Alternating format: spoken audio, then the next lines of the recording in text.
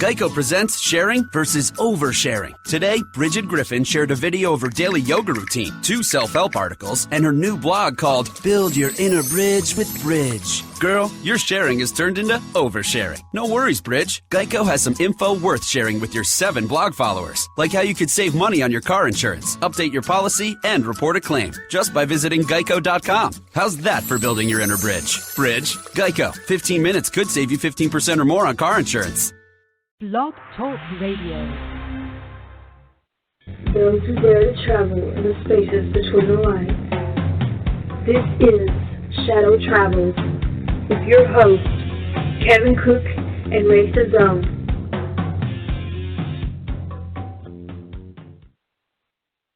Hey everybody, welcome to week number 2. I'm just waiting for Ray to call in, but we'll go ahead and start this week. This week we have Saratoga Paranormal Research Team joining us, 2 of the ladies from the group, and they're going to talk to you a little bit about their team, about what they do, and how it's kind of unique having an all-female team in the paranormal area. So let me switch over and we can meet them. So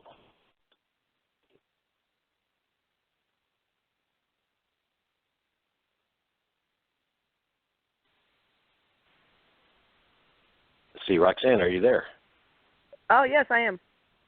You are, great. And Ray, are you on now also? I am on, yes, I made it. Excellent, great. Okay, let me go get Michelle on here. Let's see. Michelle, are you with us? I am. Excellent. Okay, well, welcome, ladies. Definitely appreciate having both of you on tonight and calling in. I know you know a little bit about our show, and I'm going to give you the chance to talk a whole lot about your team and about some of your upcoming events that you said you have. So I'll throw it over to Roxanne first. Why don't you tell everybody a little bit about the team, Roxanne, how you began with it? All right, awesome. We're an all-female fronted paranormal team out of Saratoga Springs, New York.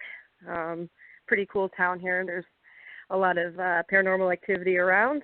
I formed the team 2011 with one of my good friends, and we decided to give it a go and just started taking off from there. And our team consists of, we're all friends. We all kind of just met and clicked together and our love of paranormal, and it started to work out really great for us. And for some reason, there is something definitely magical about an all-female team. We get some amazing results capturing EVPs and some awesome photos. That's awesome. That's very unique. And Michelle, when did you join? I joined 4 years ago. Okay. Are you a founding member as well, or did you come on board after? I am a founding member. You are a founding member. Okay. Yep. Go ahead. Oh, me or Michelle? Oh, I thought somebody else had another question. I'm sorry. Ray, obviously jump in whenever you want. Sure. Yeah. So, in the Saratoga area, I know that you're not too far from us out here in Central New York. What's your biggest? I would say, what's your biggest challenge in that area, trying to find places to investigate? I would say, we recently have, we teamed up with the Saratoga Project. The man named Craig, he's been really helping us as a promoter and finding us places to investigate. I guess the hardest part is, getting people's permission on investigating, venues and whatnot. A lot of people are very interested in the paranormal, but a little hesitant to actually have a team come in to do an investigation. So I guess that was the hurdle, but recently we've been getting some great cases, and we've got some cool stuff coming up in the future we're very excited about. What do you enjoy doing? Do you do residential cases? I'm sorry, what was that? Do you do residential cases as well yes, as? Absolutely. You do. And do you find yourself doing more residential or more, like public buildings? It's kind of 50-50. Right now we're doing more like public stuff. When we first started out, it was more residential, which residential is fun. Helping. Of course, we like to help people that we basically don't have anybody else to turn to, and and that's what got us into doing this, is helping people that really are seeking answers. But right now it's kind of spread down the middle, but we enjoy both. I mean, it's both the same. It's the same deal. We go in, we see what's going on, and we try to rid the problem, help people out, figure out what's going on. Definitely. Ray, I'm going to throw it over to you if you got a question. Yeah, I'm just curious, with our group, Syracuse Paranormal, I'm a medium with the group, and we've had situations in one place in particular where they don't necessarily want to communicate as much with, in this case, with me as a male, but we also have a female medium who will occasionally go on location with us, and the women there will very much speak with the female medium. So I'm just curious, you kind of mentioned it a little bit, being an all-female team and catching different pieces of evidence. I'm curious if you think if that really helps you in most cases, or if there are any areas in which it may hinder you a bit. I think absolutely. I mean, I think for the most part, there's definitely something about female intuition, if you will, or just an aura about it that the spirits seem to respond to. But I mean, it also depends on like a medium like yourself. I think then they will come through because you have a gift, obviously, and they want to communicate with you.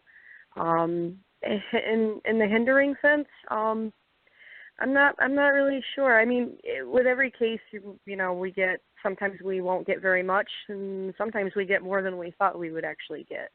So I guess it's kind of split a little bit,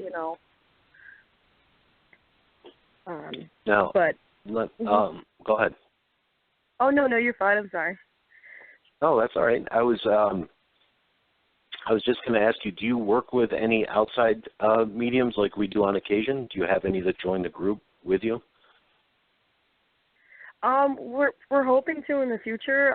At the moment, right now, we don't. But hopefully for the future. Michelle, would you like to add anything to it, or? Saratoga has mediums that we will be working with through them, but we don't have any on our team. Okay. We do have, if you ladies are up to it, we have at least one question coming in now from a caller. I'm going to switch over and see who this is. Hello? Hello. Hey, this is Ken, one of our other group members. So, hey, what's have a up? question. Yeah. Hello, ladies from Saratoga. How you doing? Good. How are you?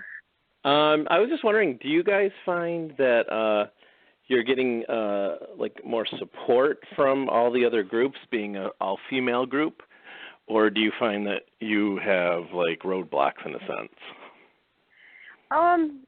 For the most part, we're getting a lot of support. I mean, paranormal unity is really good, especially around here. I mean, we haven't gotten any bad responses, so to speak. Right, that's good. Yeah, I mean, for the most part, we've been getting a lot of love and support from other teams and obviously our followers on Facebook. So it's been really good and encouraging thus far. Yeah, that's excellent, and hopefully maybe we can pair up with you guys sometime and do an investigation. Absolutely, that would be wonderful. That'd be fun. We're always looking to team up with other teams and see what we get. Put our powers together, so to speak. Yeah, exactly. Like Wonder Twin powers activating. Absolutely. Hopefully I just didn't the cartoons. Hopefully I just didn't date myself on a very old button.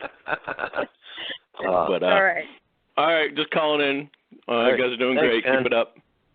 Thanks. Awesome. Talk to you soon. Bye. All right, so I always got to ask, because this is, I think, one of our favorite questions to ask people in general, but definitely when people come on the show.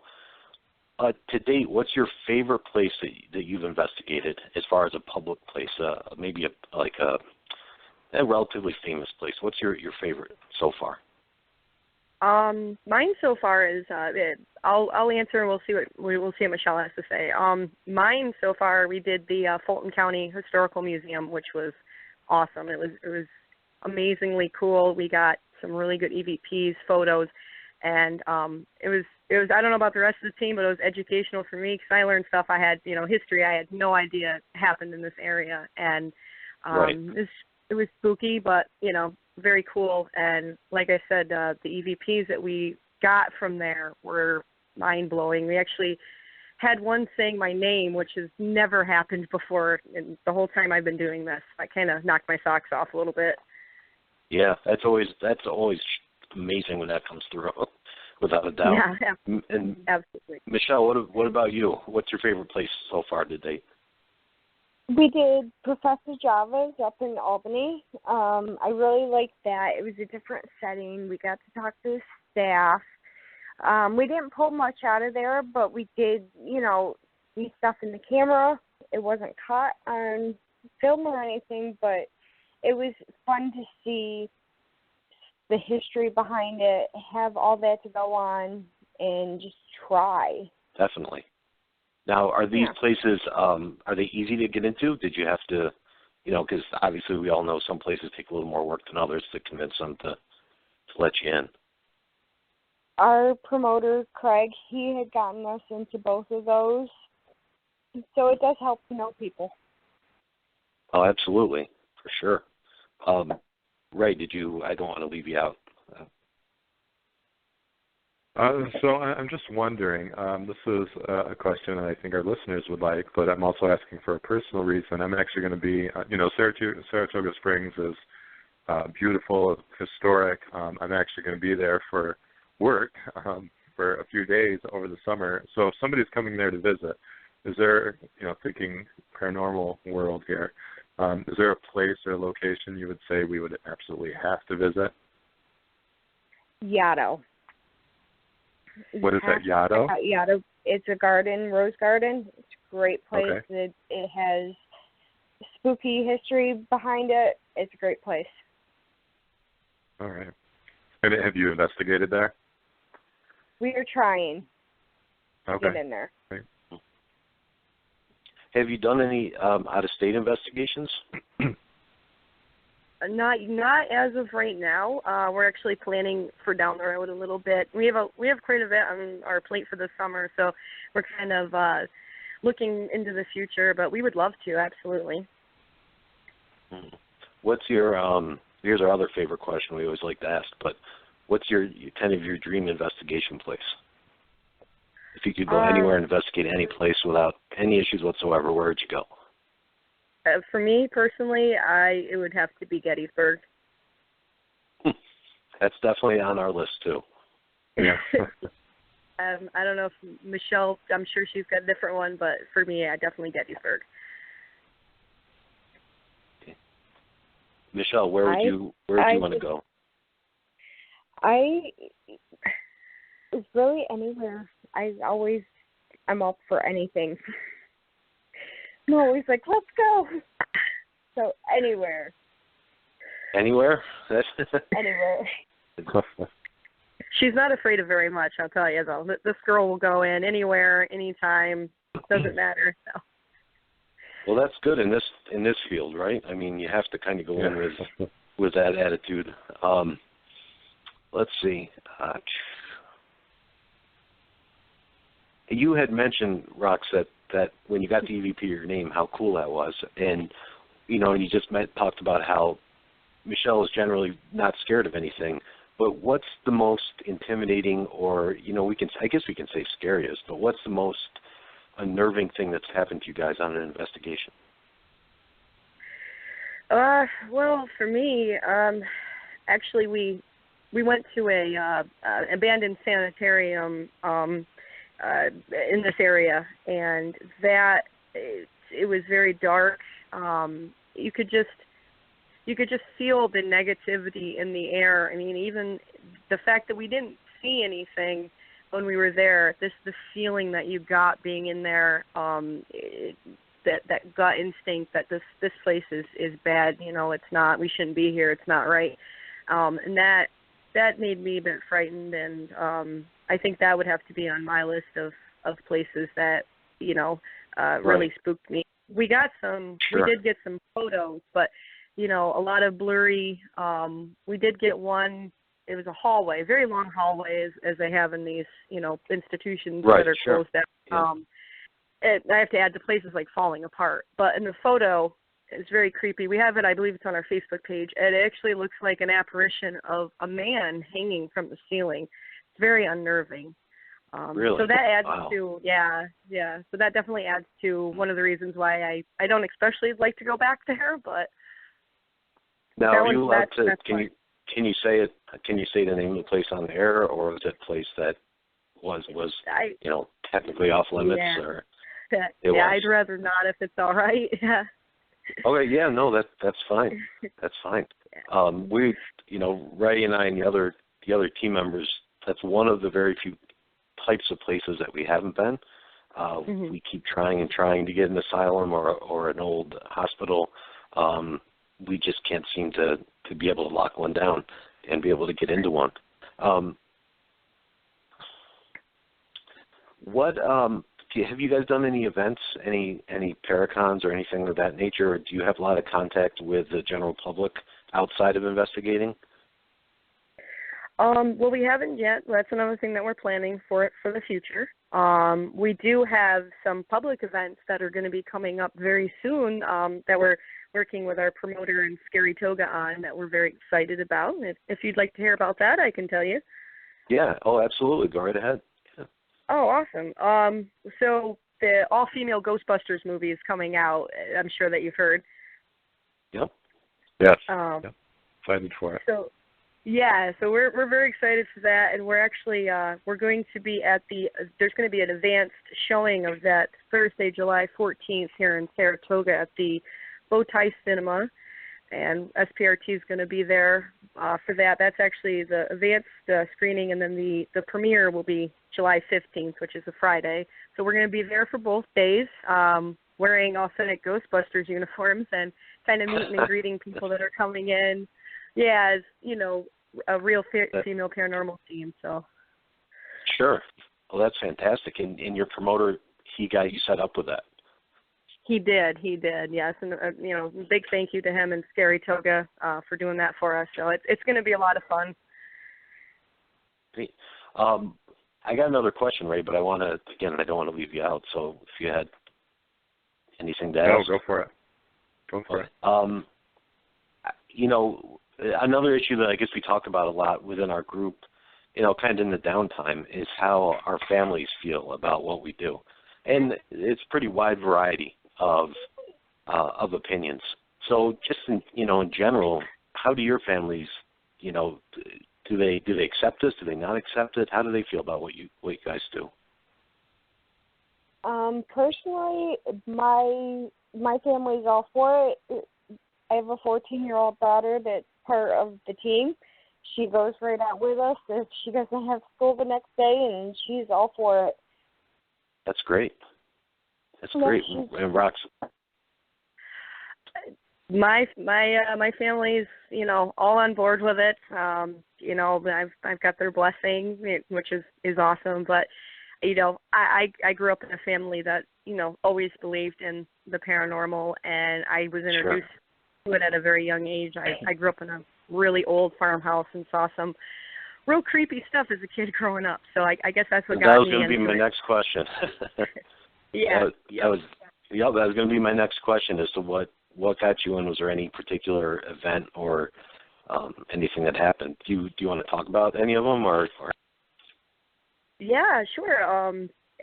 Like I said, I grew up in an old farmhouse. It was built right around the time of the Civil War, about I'd say like 1864, and my parents, my dad had it for years, and it was just a spooky old house. But I remember one time in particular, I believe it was about 12 years old, 12, 13, and had this big bedroom, had these two really creepy closets, and I hated these closets. Always kept the door shut, as most kids don't like closets, so you just you put something in front of the door, you don't want anything to do with it.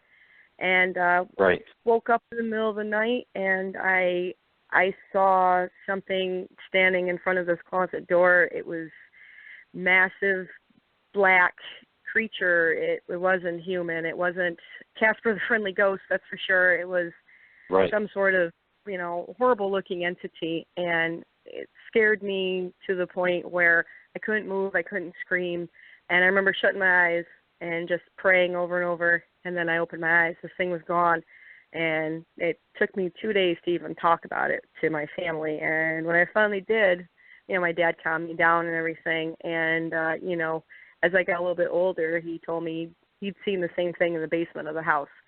So that I believe burned into my brain at a very young age, and I just became kind of obsessed with figuring out what these things are, where they come from, why are they here, and here we are. Yeah, and I think that you use the word obsessed, and I think that that's a very good way to put it, because I think all of us at different levels have had some experience that we're trying to get to the bottom of, whether that's, very obsessively or just a little bit, but we're trying to find an answer to that. Yeah.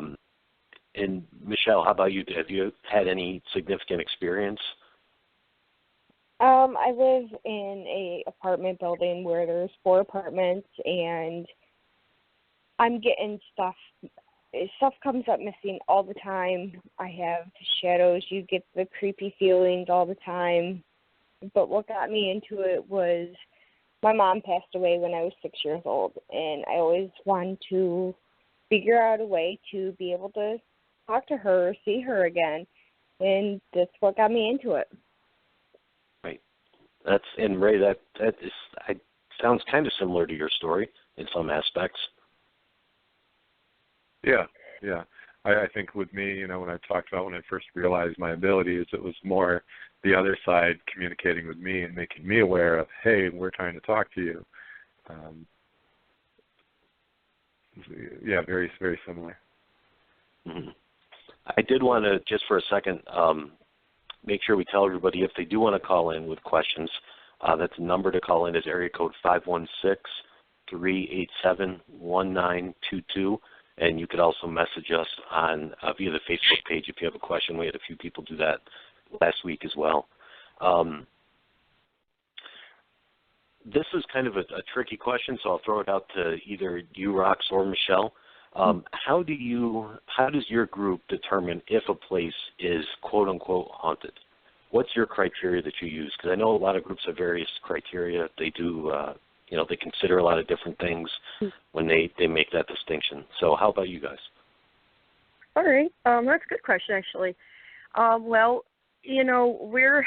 We try to be very skeptical on everything, and we go over evidence over and over again because my big thing is, especially if it's a private residence, we don't want to tell someone false information or give them false hope that, a relative is haunting your home or something like that.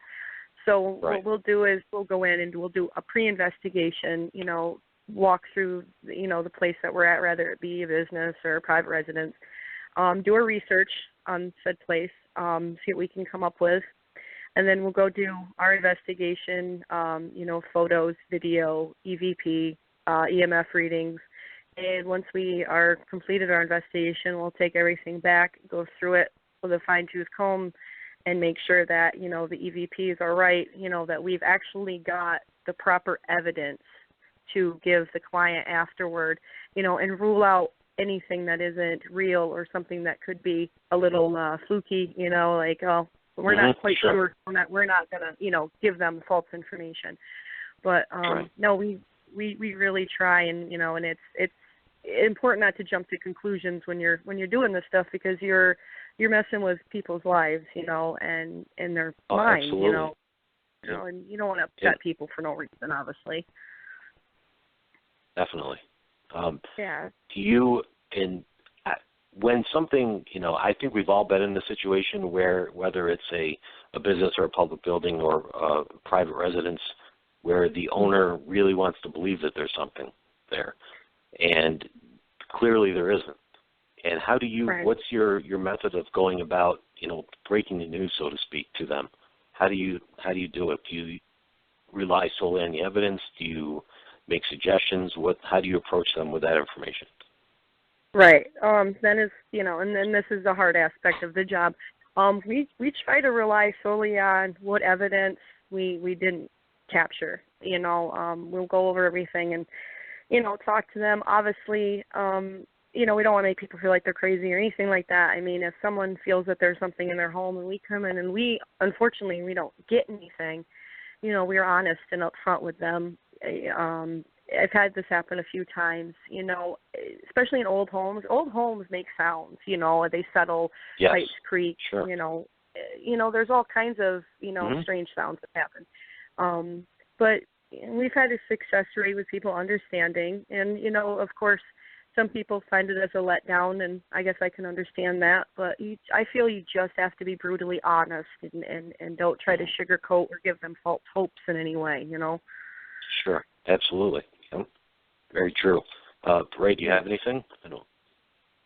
Yeah, I'm curious to know, this is something Kevin and I, and we've spoken about with others, and when we have events with the public, we like to make it a point to talk about what we do versus what they may see on television. So have you worked with any part of the public?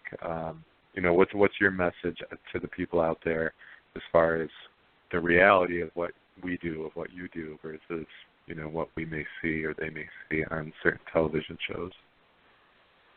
I think what we need to portray is that it does take time to go over the evidence. You might see something on a camera screen and you take that picture and it's just not there.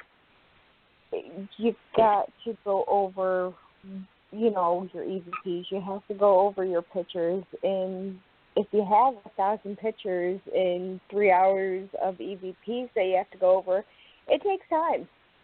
So people and patients, they really have to realize that you got to give them time. It's not like on TV where it all fits into an hour. Yeah. Right. And that's when we do our events, and Ray mentioned that we do usually monthly or twice a month events. We always make sure that we tell the group that before we start, that it's very possible nothing may happen, and what you see on TV is essentially 12 hours or more condensed down to an hour. So, absolutely. and we've had people very disappointed. So, agree with you 100% on that.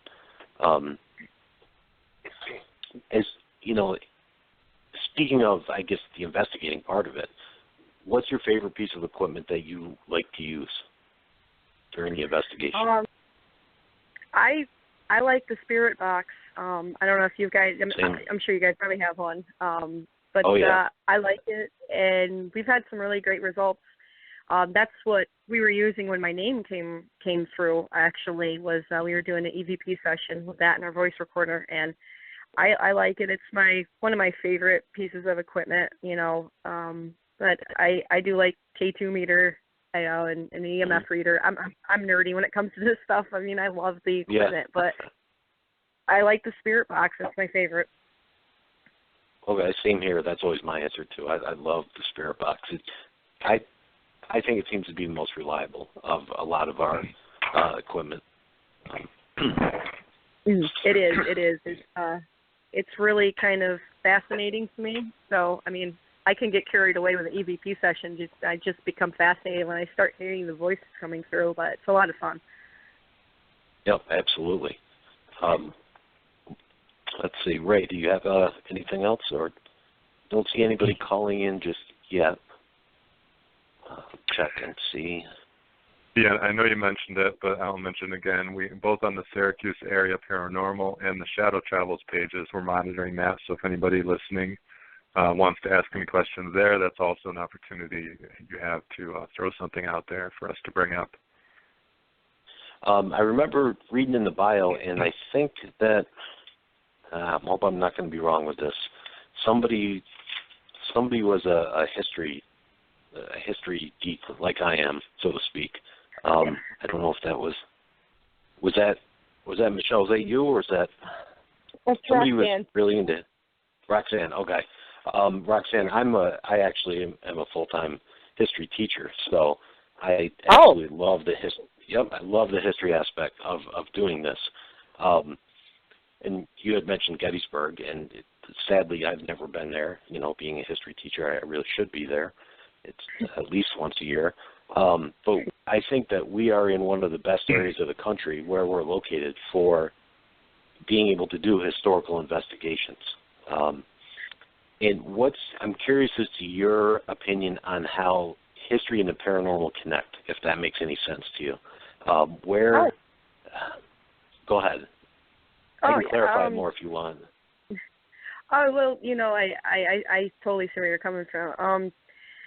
History and paranormal, I believe they definitely walk hand in hand. I mean, especially in this area. I mean, you had the, Revolutionary War. You have the Saratoga battlefield up here.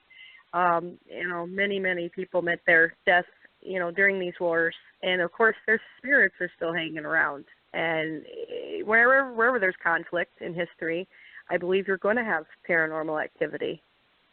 Mm-hmm. Absolutely. Yep, absolutely. Let's see. Shoot, I lost my train of thought, but I had another history-related question for you on that one. Is there any particular type of historical location that you enjoy investigating? I really enjoy investigating old jails and old prisons. Are you more of a battlefield person? Are you more of a, old hotel person? Is there any particular specific site? Well, actually, we have not been in an old prison yet, and that's on our list of things that we want to do extremely. That's like number one on my list right now. But I'd have to say battlefields. I'm becoming obsessed with. We want to go to the Saratoga battlefield. However, it's very hard to get clearance to go into there. But sure. As of right now, cemeteries. We do cemetery walks, and I find cemeteries fascinating. Now, especially old ones. Interesting. Well, it's interesting you brought that up because that's also a place that we have not done yet. And you can certainly appreciate our winters here, so our timeline for doing outside stuff is very narrow. But do you find a lot of activity in the cemeteries?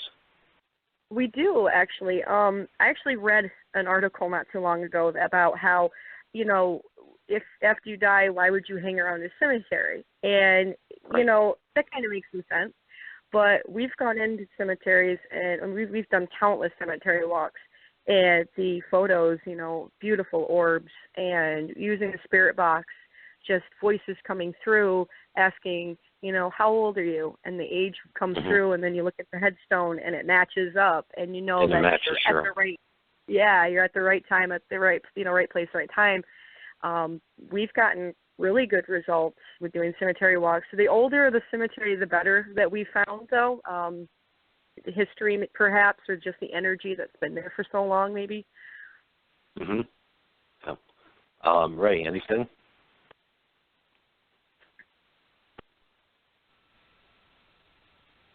Ray, you still on? Yep. Sorry, just checking out the page okay. here. So I'm wondering. I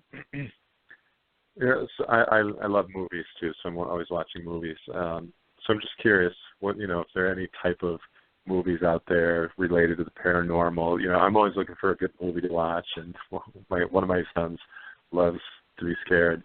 So, are you into horror movies at all? Is there something that kind of a go-to movie if you're kind of in the mood to be scared a little bit? Personally, I only watch horror movies, scary movies. I watch everything from Hills Have Eyes and Kill Bill to The Shining. Anything. I'm basic. As long as it's supposed to scare me, I'll watch it and try it. And I'm always dragging Roxanne along with me. It's to kind of play off of that. And this is a question for either one of you ladies. When you do private residence investigations, I'm assuming especially this question comes up. We get this quite a bit. Everyone seems to think that they're being haunted by an evil entity or a demon or something along those lines. Have you ever encountered anything of that, of that intensity, of that substance? Not in my non-personal life. You know, I mean, aside from the place where I grew up, and you know, obviously there was something very dark and not very welcoming there. You know, we haven't run across anything evil or demon-like, you know, demonic. You know, obviously, you know, we've all agreed that if we do walk into a scenario like that, you know, we would have to go to someone who is, you know, professional in that field. Obviously, I mean, we're not really equipped to take on, you know, demonic presence. I've had a case where somebody has opened a Ouija board, and that made an interesting case, but, you know, we were able to get rid of the spirit. I believe it was just a spirit. But, you know, I find that, you know, sometimes spirits can get a little bit angry without being demonic and evil. I mean, they can throw things and, you know, make a lot of noise and scare the daylights out of somebody, but not as of, you know, as of now, we have not, no. Okay. Speaking of the boards, what are your feelings on those? Because I know a lot of teams, and I guess I shouldn't say I know, I'm learning that a lot of teams have very different views on whether or not it's acceptable to use something like those. So how does your team feel about that? I do not encourage using a Ouija board. In my personal life experiences, they have not ended well for people. It's opening up a door that you really don't want to. I mean, yeah, in one aspect, you might connect with somebody, you know, a family member or something, but that door that you're opening is taking a really big risk. And I firmly do believe that things can come across from another side and gain entry into your life, your world, your home, and it can be very, very difficult to get rid of once that's been opened. So that's just my personal belief, but I feel like it's bad juju. Is that a general belief of the group, would you say, in general? Do most of your group feel the same? Yeah, all the girls pretty much feel the same way about it, that it's, you know, opening up a door that we shouldn't open, you know, and immediately when someone, you know, if we get a case and someone says, well, we used the Ouija board at a party, then we say, oh, here we go. This isn't going to be necessarily a good thing. Exactly. Great. Do you have anything? I was going to say, I think the most important piece with that for people listening especially, and I'm not sure how all of us feel on our team. I think we may be a little mixed. Yeah. I think where the danger really comes in is people who are using them who don't necessarily know how to use them correctly. Because I'm always cautious, you know, again, as a medium, and just any of us going into a place, you know, trying to collect evidence, you know, I think we're always at risk of, you know, opening a door, if you will. So we do have, and I have, you know, a ritual, if you will, some sayings that we can do, and depending on the location, you know, it will be altered a little bit. So do you have any regular rituals or prayers or blessings or any type of tradition that you follow through with, maybe more so in private areas? Oh, yes, absolutely. What we like to do is the St. Michael prayer. We start our own little, you know, prayer before we begin an investigation. Just, you know, ask St. Michael and watch out for us and keep us safe. And we do smudging and sage places to kind of rid negative energies. So we do the sign of the cross. We say St. Michael prayer. And then when we leave, we also ask St. Michael to watch out for us and to not allow any of the spirits to follow us home, of course, to stay where they're at. But that's the one that I like, and I guess when we did a team meeting, that was the one that the team picked that we all felt that would work for us. So we believe in it. So I guess when you believe in something and you say it, gives you some kind of a protection, which is good. Absolutely, and that's what we tell people when we go into their homes for the private locations, the private residences. We tell them, you know, it doesn't have to be something you know, that has to be officially blessed, you know, at a church, or, you know, it has to be, you know, something you buy and is really expensive. It's something that you have belief in and has power and trust, you know, for you. As something that protects you. Absolutely. We did get a question here via the Facebook page, and it's from All right, let's see. It's from Agatha. She wants to know which of you ladies is the most sensitive to spirits or entities. I guess that would be me. Since that incident that happened to me growing up, it's become very sensitive to things. Anything from walking into a place and getting a severe headache. That institution that I went to, the abandoned one, I got a severe nosebleed there. Right. So I guess I've become, I wouldn't say that I'm a sensitive by any means, but I think I've got like a bit of a spark because something just happens where, I've gotten dizzy, headache, some phantom pains in my body, and once I leave the investigation, I'm fine. So I kind of put two and two together and was like, well, I guess you got something going on there, but it helps though. It definitely helps doing investigations. It's kind of a little bit of a radar before something happens. Mm-hmm. Yeah, absolutely. And Ray, I know for you, maybe a little bit similar and a little bit different. Yeah. It definitely it does. It still catches me off guard when it happens. Especially if I get a nosebleed or something. It's a little unsettling. I guess it takes some getting used to, definitely. But I'm, like I said, I'm by no means as sensitive. You just must have like a little shred of a spark there somewhere. Mm-hmm. Now, if you were to bring in a new member to your team, do you have any procedures for that, or is there any standard like training that you do with them? Yeah, kind of. We like to interview, talk with them, see what their paranormal experiences have been, what their views on the paranormal is, where they would see themselves fitting in the team, of course.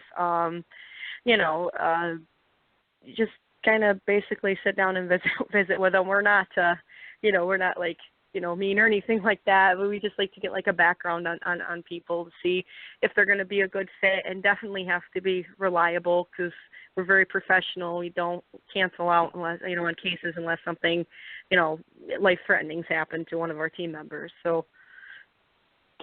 Now, do you do most of your investigating on the weekends, or is it any time? Anytime, really. We all actually work full-time jobs, so it makes it a little difficult, which I'm sure you can understand, to find the free time. Oh, yeah, absolutely. Yep. But, we try to book cases out like 2 and 3 weeks in advance. That way we can all have that night available and, of course, be professional, not be yawning in anyone's face or anything. Mm-hmm. Ray, do you have anything? Yeah, I'm curious. So as far as a paranormal group, where would you like to see yourselves, say, 5 or 10 years from now? That's a really good question. Our goal is to, hopefully acquire some more members and branch out some. Like you guys had asked if we wanted to, if we've ever been out of state, we would love to. So that's the future we're looking for SPRT. We would like to, do some historical places. Love to go to New Orleans, Gettysburg, venture out. Basically, get out in the public's eye, talk to people about paranormal, get people's views, and definitely see what else is out there. We're very inquisitive, so moving onward and upward is a definite. Do you think, right. So you mentioned family earlier, family being cool and supportive. So thinking about work, and you don't have to talk about what you do or anything, but do other people maybe at work or outside of your family, do they know what you do, and are they accepting or are they supportive at all? Yeah, no, absolutely. Everyone I work with, they know what I do. My family knows, my friends, my neighbors, everyone knows. And I've had nothing but good support from people. And, it's funny if you meet a new person, or somebody that you work with, and they ask you what you do and you tell them, you're kind of waiting for that kind of negative response. But so far I've gotten, oh, wow, that's awesome. Oh, I love that. Or I watch those TV shows all the time. So it's been very encouraging. That's great. And I think we've talked a little bit about this. I think we've experienced the same, and because all of us in our group, we all work as well, full-time jobs, and a bunch of different interests and different experiences as far as outside of the group and outside of our jobs, even kind of different social groups, if you will. And I think overall people are, in my opinion, I think people, the public, are more accepting more than they've ever been. Mm-hmm. Absolutely. I mean, I think, even 10 years ago, it was kind of taboo to talk about, you didn't talk about this kind of thing, and it's crazy to think that people have really come around to it. They're more open to it. It's not something that you have to be afraid to talk about. I definitely think that the TV shows and the movies have helped bring people around to the possibility of a paranormal world, and there being another side out there, which is good for investigators. Paranormal investigators were far and few between, even 5-10 years ago, and now we're popping up everywhere, which is good. Yeah. Now, Michelle had said earlier that sometimes she brings her 14-year-old daughter on the investigations with you. Have you guys run into a lot of cases that involve children, or where children are being affected? Have you had any like that? When we went to the Fulton Historical Museum, there was a section for kids, and we had gotten some orbs from that area with Darius standing in the picture. We do get every once in a while something that does portray towards kids when she's around. So every once in a while, yeah. Have you had a case where a family has a child that's being affected by something? Have you been called to any cases like that? No, surprisingly, we haven't yet. Anyhow, no. If we do, we'd be more than willing to respond and help. It definitely doesn't hurt having a younger person on our team. I mean, I'm sure you're an investigator. They're so open to the paranormal world, Yep. Yeah, and their energy is awesome. And we've run into, I'd say, I don't know, Ray, maybe 2 or 3 cases over the last year where a family has a small child that has that imaginary friend, or sees or talks to that imaginary friend, and some of the things just don't seem to add up, that this imaginary friend is telling the child. And that's always a little bit unnerving and a little bit creepy in that sense. Right. So, but we always try to prioritize and put those first, without a doubt. Oh, absolutely. Absolutely. We got about 10 minutes left. I wanted, we've been asking all the questions. We want to know if you guys had any questions of our team or what we do. Anything that you'd like to run by us? Ray can certainly. Yeah. Go ahead.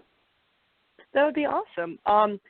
So, do you guys do primarily private residence homes, or do you guys kind of branch out like we do? You want to take that one, Ray? Or? Sure. Yeah. I've said for me personally, I definitely prefer the private residences and having no background information. But I think for the most part, we have a pretty good mix of locations. We have some businesses. We have some our monthly event, sometimes more than 1 month, at the Barnes Hiscock Mansion. So that's something where we have the public come in with us. We've had some other locations that are, they were functioning businesses that are now closed. We've had a couple of places invite us in. They don't necessarily, I don't believe, want the publicity that they have from activity going on. So I guess the short answer is we have a variety of places. We do, and we have our yeah. Go ahead. Well, go ahead. I was just going to say, it seems to come in spurts. We'll get 2 or 3 residence cases within a couple weeks of each other, and then it'll be quiet for a couple months, and we'll focus on some bigger places. Yeah, we find that same. The same thing. Yeah, we find the same. It's weird how it goes in spurts like that. Most definitely. Go ahead. So we have no. Larissa on the Syracuse Paranormal, one of our guests, one of our friends who joins us, and she was just wondering if we could talk a little bit about the differences between being at one time we were a group of just guys, and you had your experience, you have your experiences as a group of all females. So we had mentioned earlier, I had mentioned in this one particular place that we go to, the woman spirit, she has communicated with us, but she definitely responds very, very often with any women who come investigate with us, whether it be some of our regulars or a first-time woman who comes to the event with flashlights turning on and off, almost in response, almost immediately in response to questions. I think that was probably our biggest difference. We had other people in the group, and they were no longer with the group, and Kevin and Ken and I were like, okay, we should probably look at getting a little more diversity in the group here. Right. And that was one of the reasons, too. And I think there have been situations where definitely, and I don't think it was anything other than for at the time that this woman, the spirit, was alive, it was a societal thing where she would interact, in life more with women. Now, have you, to kind of play off of that, have you, I guess, do you take guest investigators with you guys? And if you do, have you brought any male investigators that have had significantly different experiences than you may have? Well, we haven't yet, but we're working with Saratoga on actually doing win a chance to come and do an investigation with us. So whether it be male or female, that's fine. We would love to, have people come out with us and see what their experience is and what comes through to them, and we're very open to that. And people are interested. They want to know, about paranormal. So, we welcome guests to come out with us. Absolutely. I think it would be a fun idea. We'd enjoy it. And I've noticed, just again, from doing this for a little over a year and a half, there are a lot of groups that don't encourage that. I think that we fall somewhere in between that, Ray. If you'd agree with me.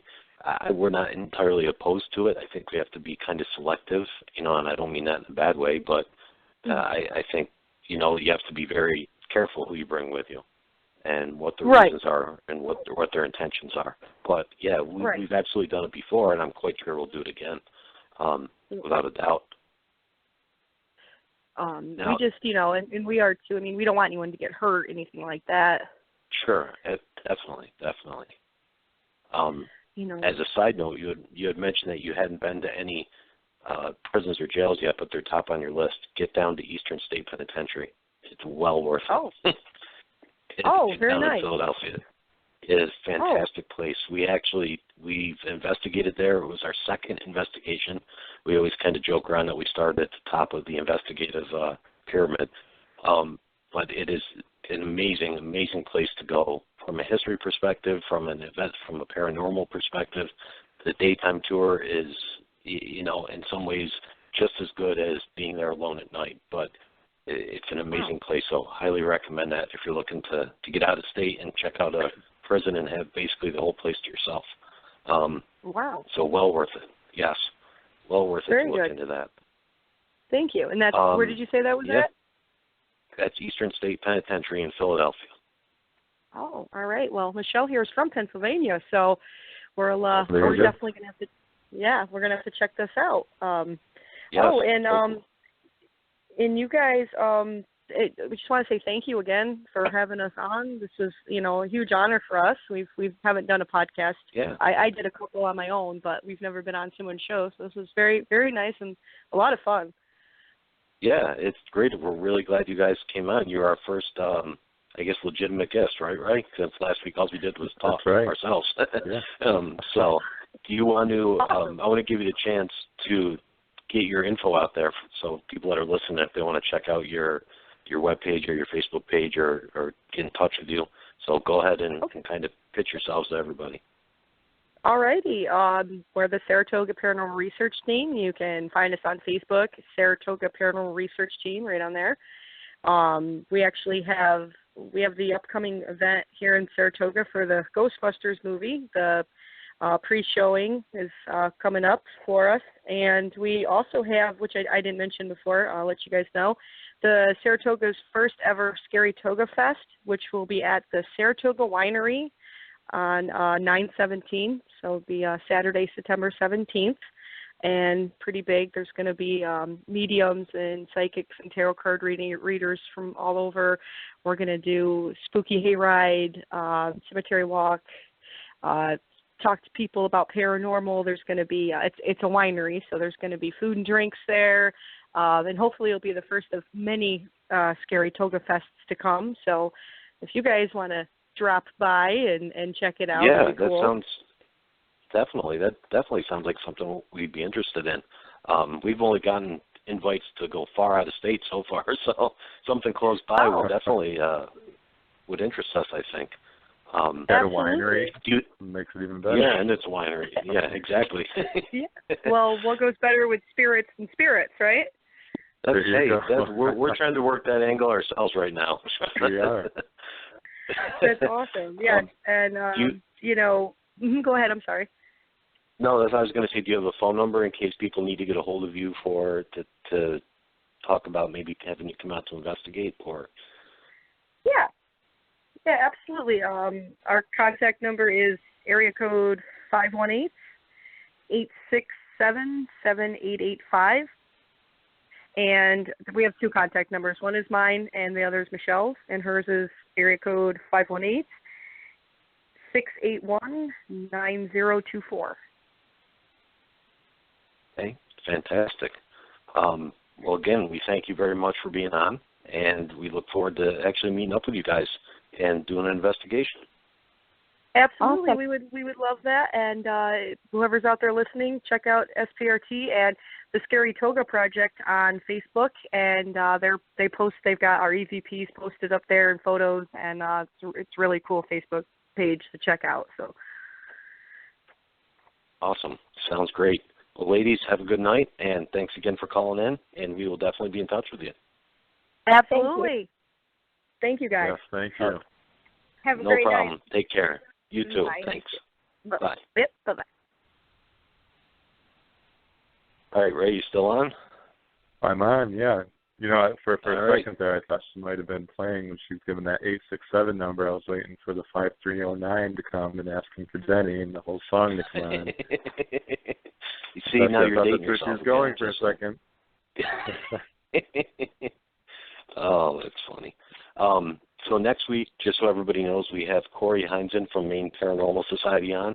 He's going to come on and talk a little bit about his group, and I know he has some really big events coming up, including, I'm going to get the name wrong, and Josh is going to kill me, but Old South Pittsburgh Hospital, I think it's called, and it's supposed to be a fantastic place, and they have a big event going on there. So we'll definitely look forward to talking to him. And we thank everybody again for tuning in tonight. And please stay tuned for Freaks and Geeks, which is kind of our partner show that's on after this. Anything you want to add, Ray, before we go ahead and sign off? No, I just want to thank everybody again for tuning in. We're very excited, and we look forward to talking about what you want to hear about. So continue to give us ideas and ask questions. And if you are interested in being a guest or know of a group who you want to hear, let us know. Give us a shout. Send us a message.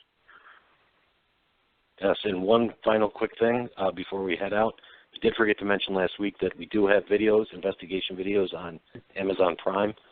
You can buy those, you can rent those, and we will be adding more over the next several months. And that's all done through Honda Productions, which is our media company that we're part of. So please check those out, and also check out our Facebook page, as Ray had said, and give us a like, and send any questions you have our way. So thanks again, everybody, and we look forward to hearing from you and talking to you next week. Take care. Yes, good night.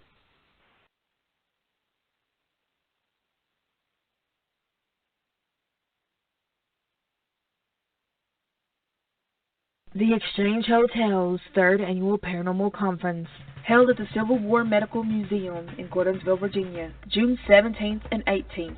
Public investigations from 8 p.m. to 1 a.m. on both nights. Starting 10 a.m. Saturday morning, enjoy special guest speakers such as Chris Balazone, Tim Hoover, and Scott Spangler, Pat Bizarre O'Keefe, the Connor Sisters, Rodney Shortridge, and more. Special guest appearances by Walking Dead's Santiago Cirillo and Jeremy Ambler. Special guest readers, intuitive mediums Meredith McDonough, Nancy Waltz, and psychic medium Pat Bizarre O'Keefe. General admission tickets include self-guided tour of museum and the grounds, unlimited access to exhibits, lectures, raffles, and hourly giveaways. Psychic readings and night investigation tickets may be purchased separately. General admission is $10. Children 8 to 12 years old is $3. Children 7 and younger are free. Get your ticket at nightattheexchangehotel.com.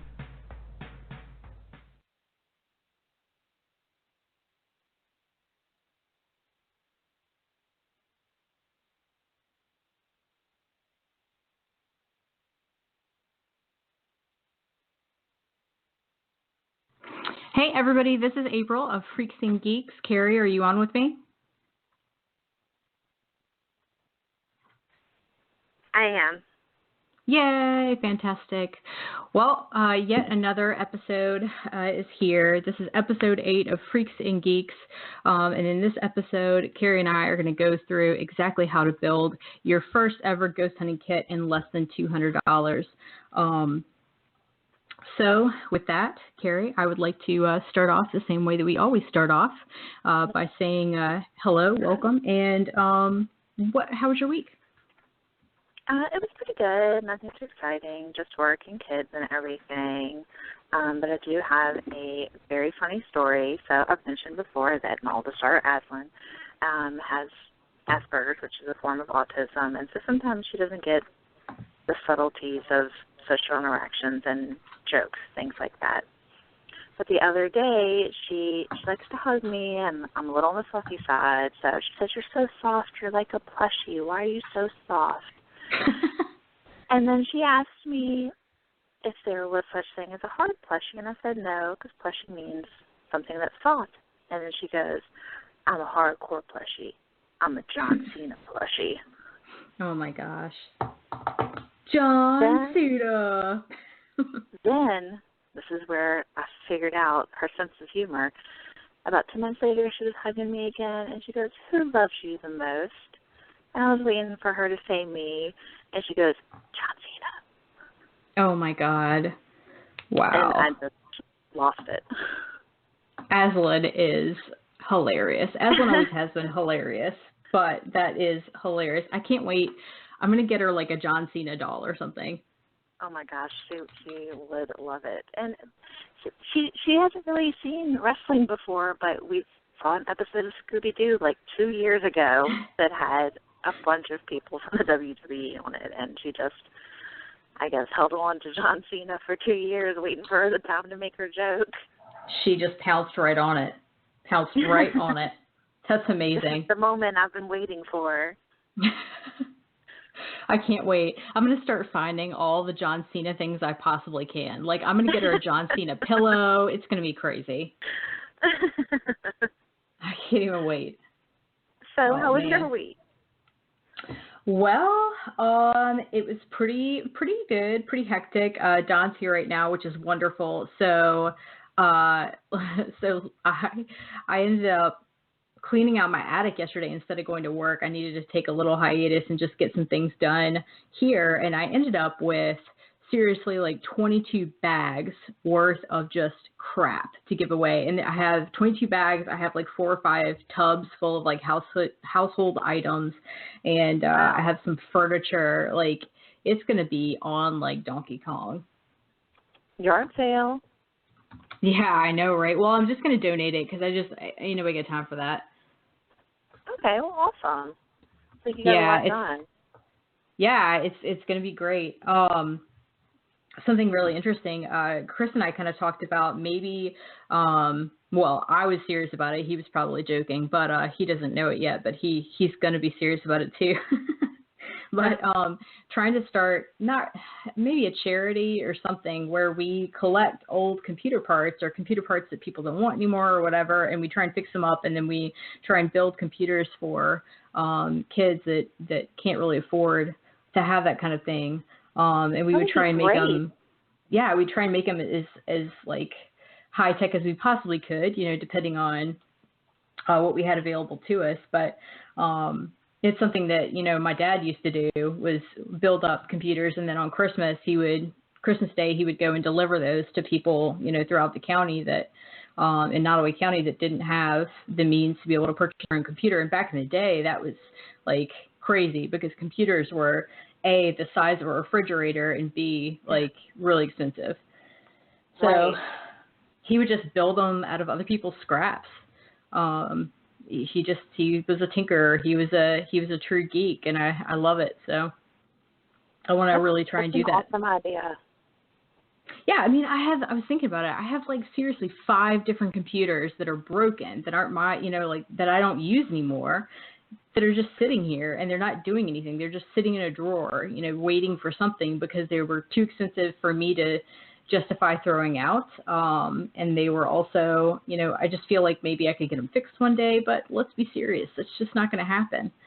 So I need to let them go on and live a happy, healthy life with someone else. And that would be great. What a great thing that it is needed. Yeah. Yeah, you can't be a kid today and not have a computer, like it's just school and everything else. It makes it so hard to not have a computer. I mean, hell, Jane, I always said that I was never going to let, my daughter have like a cell phone or have, a tablet until she was old enough to be able to responsibly take care of it. But I'll be damned. I mean, you really actually need a tablet. You actually need a computer as a kid now. That's crazy. Yes, absolutely. There's so much, even as an Achillean in second and fourth grade, there's so much of their homework that it's optional. It's extra homework, but they really encourage you to do it, and it's online. You have to have a computer to do it. And so it's not required because they realize not everybody has the means to get a computer. Right, but... Right. That's so great. Well, hopefully we'll be able to do it. I mean, he has the technical know-how and tenacious, I guess. But I learned quick, I guess. We'll figure it out as we go. I don't know. My dad could do it, so I figure maybe I can too. Yeah. Well, I think that is awesome. Well, thank you. Thank you very much. It was just one of my brain children that I have while I'm just driving down the road, vegging out. Yeah. Awesome. Yep. So I don't know if you caught Kevin and Ray's show before ours with Shadow Travels. I don't know if any of our listeners out there were able to capture that show, but it was a really great show. They did an interview with the Saratoga Project, and it was a really good show. And the ladies that he had on were really cool. I really liked a lot of the things that they had to say, and I wish I lived close enough to be able to go to their Ghostbusters event that they have coming up. So if you get a chance, by all means, go out there and like their page. You can probably look for more information on the Shadow Travels Facebook page. I meant to call in. I freaking hate my phone. I say it every single week. I need to go back to an iPhone like crazy. This thing, I dialed in to call because I'm so just slow that I feel like I can't talk on the microphone while I'm trying to break into somebody else's show. I feel like that's just not enough warm-up time.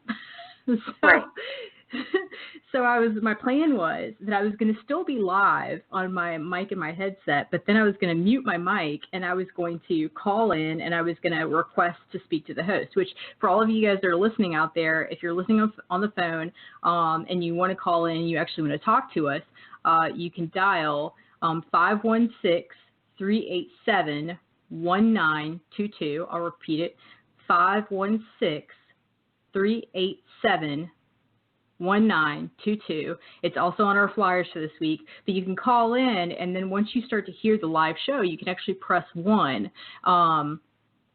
And after that, you'll be able to talk to us. It'll ding in the studio and let us know that you want to talk.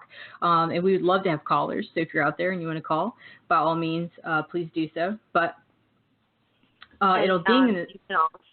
You can also chat with us through Blog Talk or over on rawradionetwork.org. Yep, definitely. We're both in both of those places. So by all means, talk to us. But I was going to call in so that I had, I could just kind of like raise my hand via the studio by pressing 1, and it would just kind of show them that like there's somebody that wants to talk to you. And then my phone completely froze, like blue screen of death. I don't even know if that's a thing with phones, but it did it, and it wouldn't even let me hang up. So then I'm like stuck there, couldn't hang up, couldn't do anything. Oh, it was crazy. Meant to call in, meant to say hi to Kevin and Ray. Kevin and Ray, if you're listening. Hello, nice to meet you. We want to talk to you. We wanted to reach out and show you guys some love and some support, especially since we both really like what you're doing. And Ray, I'm sorry, buddy, but we're gonna ask you a favor. We're gonna ask a favor of you. Our show next week is actually on mediums and sensitives, and we were gonna see if we could have Ray come on, but I will discuss that with you because God only knows if you're actually listening to me right now. Very excited for that next episode. But what we're here for is the actual throwdown, right, Carrie? That's right. Are you ready to get your ass kicked? Are you calling in reinforcements or? Oh, great. So the shit talking starts already. I love it. So what we did, guys, is we both wanted to build the kit for $200 or less. So we tried to keep it as cheap as possible, and Carrie and I challenged each other. So what we're going to do is we're going to go through the items of equipment that we agreed on that are very, very basic, and we're going to talk about the cheapest price that we found for a decent whatever it is. And then from there, we're going to total it. So I say we do an assessment of every single piece of equipment. So, like, we talk about, like, okay, well, you got me on headphones, but I got you on voice recorder. But then we also do the total. So that'll be who wins the war. Okay. All right. Are you ready for this? Are you ready for this? I mean, John Cena's ready for this. John Cena's always ready. That's because John Cena is an American hero. Absolutely. What do you want to start with? You pick your poison. Let's start with the K2. I feel like that's the one we're going to be pretty evenly matched on because basics was... it really doesn't... Oh, geez, I'm sorry. I keep talking over you. It really doesn't frickin' allow for, a lot of sway. So what I have for the K2, and all this stuff, we will link to it on our webpage, on our Facebook page after this, and we'll also post a nice little Instagram for you of all these places, all the links so you can go to get some of this equipment. We now have an Instagram, by the way. So for K2, I have my lowest price was $59.49. Dang. Okay. You beat me by 41 cents. So where I found it was dx.com, which is dealsextreme.com. But in all reality, I wouldn't order it from dealsextreme.com because it's worth the extra 41 cents for my peace of mind to just buy off of Amazon or GoStop. What about you? Yeah, I chose Amazon. I try to choose what I knew were reliable sources. Not to say that the website you found it on isn't reliable, but just I tried to stick to the bigger names. Yeah, definitely. And I learned my lesson after that one because I actually went to the website and I was like, okay, well, is 41 cents really worth it? And I started looking around and I was like, nope, not worth it in this case. It was like, yes, we'll direct ship from China for free. And I'm like, nah, I don't believe you. I don't believe you, man. I don't know what you're talking about, but it probably won't be good. So yeah, okay. We were evenly matched on the K2, so we'll call that one a draw, right? Yeah, we'll call that a draw. Deal. Works for me. And it's important to note. So the K2, right? That's what we had first in our little ghost hunter kit that we're making right now. But for those of you out there that are beginners, a K2 is an EMF detector. Important to note that it measures AC only, so you can't use it to measure frequencies for Wi-Fi or something like that. You can actually get them with sound so that they'll alert you when they start to detect EMF in the area, and that version is actually $65 at Ghost Stop. I have not seen that version on Amazon, so the only place you'd be able to go to get that is Ghost Stop. The really great thing about the K2 is that it's so easy a caveman could do it. All you have to do is turn it on, and it has a series of lights on the top of it. Now, those lights would signify the presence of EMF. So if you get a red light, which would be all the way up to the right, that's the highest you can go. Very intuitive. You can tell once you put it in your hand. Anybody can. Once you get a red light, that means you have there's very high presence of EMF around you. And you can kind of even trace almost a physical outline of where that EMF is, that EMF field. Very easy to use. And you can also use it to do call and response, right? So you can ask questions. You can say, if there is one entity here, can you light up the K2 for me all the way to red? And then it lights up. You can say, okay, step back. Let me ask another question, and let it kind of keep going back and forth. So to me, it's very, very easy. Yes, it can be interfered with. Yes, you can definitely get results from your cell phone, especially if you don't put your cell phone on.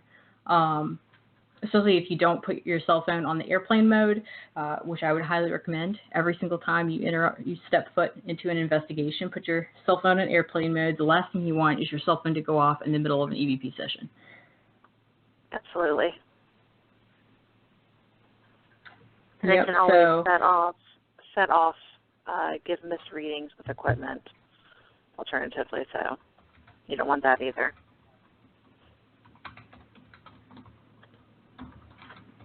So the K2 to me is my go-to. I think it's great because it gives instant results. You can see the results, and hey, everybody likes something lights up. Right, yeah, and I'm all about that instant gratification. That is exactly my bag. And you never know what you might capture. You might even be able to find high levels of EMF emanating from, a man-made source and be able to show somebody very, very easily. Whereas to me, a millimeter can get a little confusing. You're looking at the numbers on the screen, what really is a high number, what would still be within the natural realm. Like, there's so many things to kind of consider. But with the K2, it literally is green is good and red is not good. Yeah, something that we all will kind of learn. Exactly. Yep. So, quick note about Ghost Stop.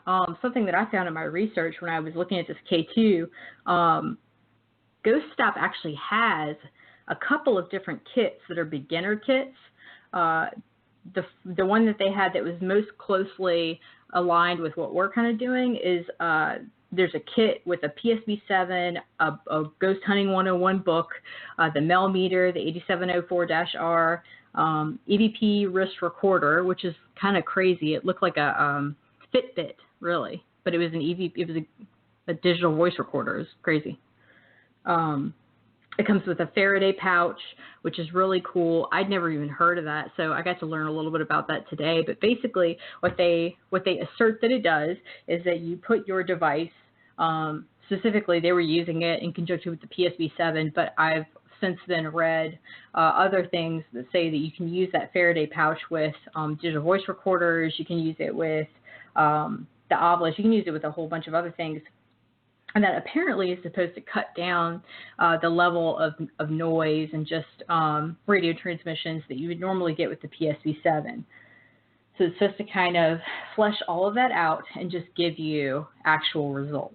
So that was kind of cool. So I kind of want to investigate that. It was pretty cheap on its own. And then a case, and you get all that together for $267. Wow. So, yeah, we're building a kit with different things, but comparable things, I think, kind of, except for the millimeter. The millimeter is kind of special, but and the PSB7 obviously is pretty special, but still a very basic kit. Food for thought. If you're interested, by all means, go to Ghost Stop. I think Ghost Stop is amazing, and I have to hold myself back from going to Ghost Stop because I will spend all the money. But at the same time, we got to be real about it. And, none of us are that I think. I mean, God knows, Grant Wilson could be listening to my radio show right now. But none of us are doing this professionally. So we all have to be a little bit cognizant of how much money we're spending and, where our priorities go. I did also notably find that instead of the PSB7, they now have the PSB11. Wow. Yeah, it's crazy. That thing looks like a mobile radio station. I swear, it looked like one of the drone remote controls. Like there were knobs and buttons and like levers all over that thing. It was crazy. Oh, I have to look at that. Yeah, definitely going to have to research that one. So I guess from here, let's go ahead and go to the headphones. Okay, so we wanted to make sure that we put a decent set of headphones in our kit, our ghost hunting kit that we have right now. I found, oh man, it's almost like playing cards. I don't know whether to show my hand or not here.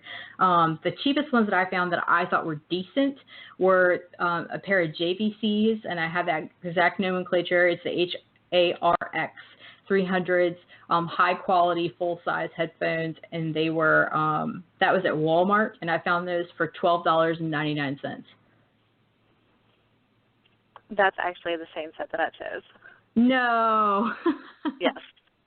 That's amazing. Look, my see? Flashlight, my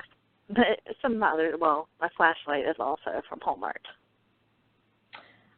We might have the same thing for the flashlight, but we'll see. Because the flashlight's going to be contentious, I think.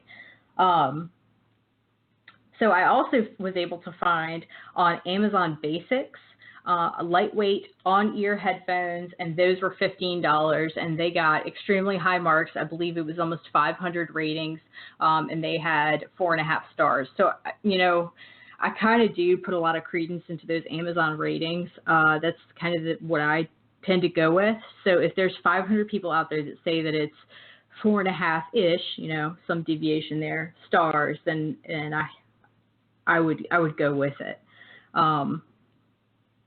So one of the baseline requirements for headphones that I saw was that you want to make sure that you're keeping the number 40 hertz in your head.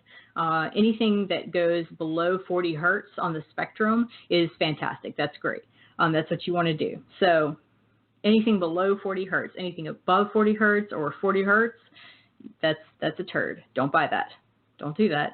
So it'll say something like 10 hertz to 22 either kilohertz or 22,000 hertz. And that's kind of what you would want. You would want the lowest or the widest range possible. And those JVCs are really nice, and they definitely fit the bill there. Plus, they're kind of cool looking. The other one that I did want to mention that I like personally is the Sony MDR-X110NC noise-canceling headphones. They're $19.89 on Amazon, and I feel like they work really well. I haven't had any problems with them. I feel like it doesn't silence everything. I guess it's more of a noise-reducing headphones. But if somebody's talking to you, you can still hear them clearly, but the volume is just down. So they kind of gets rid of that background noise. Right. Yeah, there's two different schools of thought on like whether you should use the noise canceling or whether you shouldn't use noise canceling. Honestly, it's half a dozen one, six the other. I think there's a lot of reasons that people will give you to not use the noise canceling. There's even some YouTube videos about why you shouldn't use noise canceling. I know that it does scrub that lower layer of basically noise riffraff that you're getting in a recording. And, you know, you can get rid of a lot of EVPs that way. But for investigators that are just starting out, I would say probably don't worry about it just yet. Like, go ahead and get whatever headphones makes you the most comfortable, whatever price point you're comfortable with, however they feel the best on your ears. And believe me, that is going to be a consideration. How they feel on your ears becomes supremely important when you're sitting there for 6 hours listening to nothing, chatter, or just the air. It becomes supremely important. So make sure that you get a pair that are actually very comfortable on your ears when you put them on. So I'm going to make sure that we have the Sony, the JVC, and then the Amazon Basics all written down and posted on our page. And like I said, I'll also link to some of those YouTube videos about why you shouldn't use noise canceling. But again, I don't know. I don't really subscribe to that. I think it's just a matter of opinion and benefits to both, probably. Yep. I would think so too. And really, if you go on to our next piece of equipment, right, the digital voice recorder, really, if you have a digital voice recorder that automatically will give you your files in MP3, it's automatically going to scrub out that baseline noise and riffraff anyway. Because what the MP3 is trying to do is it's trying to compress that file so that it's as small as it possibly can be, and that's one of the benefits and the the detriments of using MP3s. So if you're getting your files in MP3 from your DVR, then you might already noise canceling headphones won't hurt you and more than likely you're probably missing all that stuff to begin with. So, all right, you show them, Carrie. What did you get for your digital voice recorder?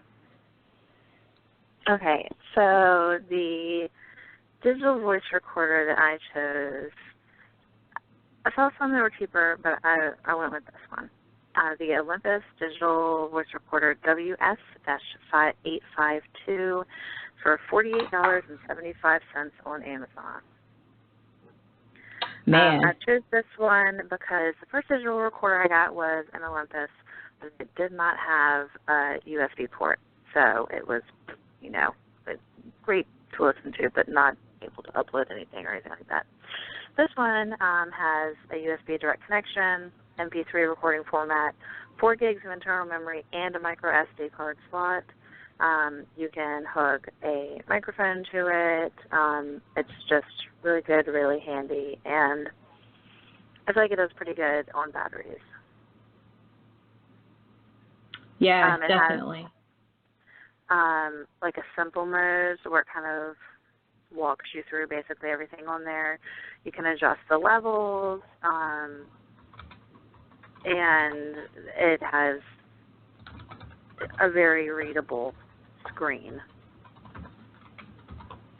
It does a voice filter if you want to, so when you're playing back, you can eliminate the lower and the higher frequency if you're trying to zero in on something. It has like a little kickstand on it if you want to lay it down somewhere. It's going to give you over 100 hours on the batteries and 1,000 hours of storage space. So we just got a question in the Vibe chat, and I'm going to go ahead and answer it on here too, just in case there's anybody else wondering. So for the purposes of our little challenge that we had between each other, the question was, did you look into used equipment at all? So the purpose of the challenge, one of our rules was that we couldn't do used, but that's something we were going to bring up in the end, is that getting used equipment, I mean, there's nothing wrong with it, especially if you got like certified refurbished or refurbished equipment. Like, that's a great way to cut down costs. In fact, it was kind of something I was going to talk about during the digital camera, because my digital camera that I have was a little bit pricey. I'll put it at that for right now because I don't want to show my hand again. But a little bit pricey, but I looked at the certified refurbished, and it was easily almost $40 less. So that's a sizable difference. It was a third of the price that I was going to pay for a new one. So by all means, get used equipment. Like, you don't need it to be nice. You're going to go into dark, dank basements in the middle of the night in the pitch black dark, and you're going to stumble around, and equipment gets lost, and it gets broken, and it gets wet, and it gets all sorts of things all the time. And sometimes it kind of sucks because some of that equipment is really, really expensive. So by all means, if you can find used equipment, or if you can find a good substitute, then please do so, especially if you're just starting out. Something that I found that was a really great substitute for the K2 is on Amazon. There was actually a ghost meter EMF sensor. It was $19, right? So the K2 is $59.90. This EMF sensor, really all it is a Gauss meter. This EMF sensor is $19. That's $40 off. So by all means, get that. It doesn't have the lights on it. It's not quite as pretty, but do what you can when you first start out. And alternatively, you can check places like pawn shops. They're going to have lots of cameras there. They're going to be nice quality cameras, newer because they're not going to take anything that's too old, and they're going to make sure it works before they take it. So if you go to a reputable pawn shop, you can get some great stuff there for a really good price. Definitely. And then ask around. I mean, if you've got somebody in your family that's an electrician or something, they might have some stuff too. Yep, definitely. Let's see. Okay. So back to digital voice recorders, right? So you chose kind of a pricier one, which was kind of a gamble. That's okay. That's good. So I found two versions that I really liked, and one was my low one, which was on Walmart.com, and that one was the Philips DVT 1200. That one does not have a USB, which I was also looking for the exact same reasons that you were talking about, Carrie, just for ease of use. It's so easy to plug it into a computer and immediately pop all the EVPs, all the recordings into WavePad and go. WavePad is a free web-based program that you can download and use, and it's either it's either WavePad or Audacity, and there's two schools of thought, from ghost hunters, and basically those are the major two. Now, if you have Apple, you might be able to use GarageBand or whatever. I haven't been able to figure it out yet, but you're probably a lot smarter than me, especially at this stuff. So give it a shot if you want to, and if you don't, both of those are free. Download them from a reputable source, but they're fantastic. So I found that Philips 1200, it doesn't have a USB, but it does have a micro SD card slot, and that they also give you an 8 gigabyte SD card along with it. So automatically, and that's $43.69 on Walmart.com. So got a little bit below you. And then on Amazon, I was able to find the Sony ICD PX440, and that one does have a built-in USB. That's the lowest version that they have that has the built-in USB, and that's $53.85, and that's the one that I use most often. And I love that thing. I mean, it's so simple. There's no frills to it. There's no perks to it. Would I rather have an H4? Of course, but because I have beginner ghost hunter money, I have the Sony, and it works just fine, and I get a lot of really great EVPs, and so I haven't seen any differences, really. What should we go to next, Carrie? Let's start a flashlight next. Oh, gosh. For the flashlight, now, what I personally use is not the one I chose, because the one I choose is the 10 for $10 pack. No, that's exactly what I chose. what I personally use because, well, both of us go camping, and so I buy that and use that, not just for ghost hunting. Yes, definitely. Instead, what I chose, because I'm trying to come in under, is the Ozark Trail flashlight and headlamp combo for $4.82 on Walmart.com. $4.82. Okay, so here's where we're gonna get into contention here. $4.82. Okay. So I said, well, if I'm only going to use one flashlight for ghost hunting, then it should only be whatever the portion. So it's $9.82 for that 10-pack, right? So I said, well, then it should only be 98 cents per flashlight because I'm only going to use one for ghost hunting. But you spent $9.82 on the whole pack. Fine. Well, it doesn't even matter because I still got you beat because my backup was Dollar Tree. Boom. Booyah. Well, I went with something that I personally know works and works well. I'm telling you, those flashlights will run on the same battery for a good long time, and they last themselves a long time. They don't burn out. They don't not work. They're not funky. I mean, I don't know if you know about me, but I love Dollar Tree. Like, I feel like if I could buy everything at Dollar Tree, I would buy everything at Dollar Tree because Dollar Tree is the shit. And here's the thing. Can buy everything at Dollar Tree. Yeah, it's pretty amazing. Like, people love me. So I go to Dollar Tree and I'll be like, all right, everybody, give me money. You know, like, all right, everybody, put into this pot. You know, I'll get all the care packages for whoever's deploying. Like, I got you covered because I'll go to Dollar Tree and I'll be sitting there with 2 carts full of crap, like sitting in line. People are getting all pissed off and stuff because I've got $50 worth of crap at Dollar Tree. I love it. I love to go during a weekday too. So I'm only pissing off the old ladies that like to go there and like to like nitpick over this price or that price. And it's like, it's the Dollar Tree, man. Everything's $1. Everything in here is $1. It's like when I go into Dollar Tree, it's like all my stress just melts away. I'm like, Jane, you've been good all week. I don't care, girl. Go ahead. You pick out whatever you want to. You put it right in this cart. You go crazy. Treat yourself. Oh, I love Dollar Tree.